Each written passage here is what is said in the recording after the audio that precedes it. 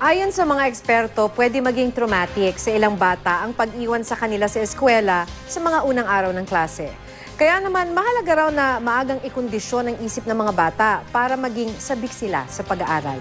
Makibalita tayo kay Dano Tingkungko. Ganito ang karaniwang eksena tuwing unang araw ng eskwela. Mga batang ayaw maiwan ng kanilang mga magulang.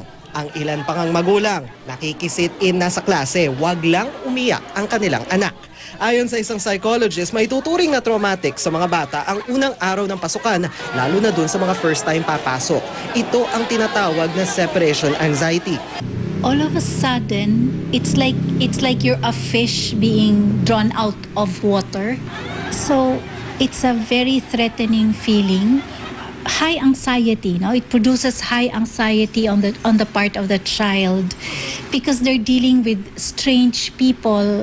Si Gina, bagamat next year pa papasok ng kinder ang bunso, ngayon pa lang, sinasanay na ang anak.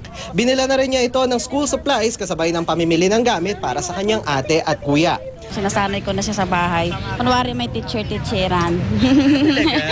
Hindi lang daw mga first-timer ang dapat ihanda sa pagbabalik eskwela, kundi maging ang iba pang estudyante na tila may hangover pa sa mahabang bakasyon.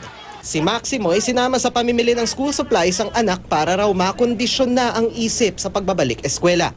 Siyempre kailangan po yan kako. Kailangan yan anak. Ganyan talaga ang mag-aral. Oo. Ang pangalawang magulang ay teacher. So, kailangan magkaroon ng pinag-aralan.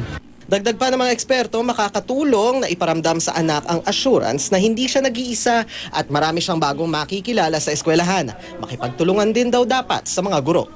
Let the teacher know what the child's favorite activities are, you know, what words would bring out nice feelings on the child so the teacher can adopt this sa school. There's a continuity between home and school. Dano Tingkungko, GMA News.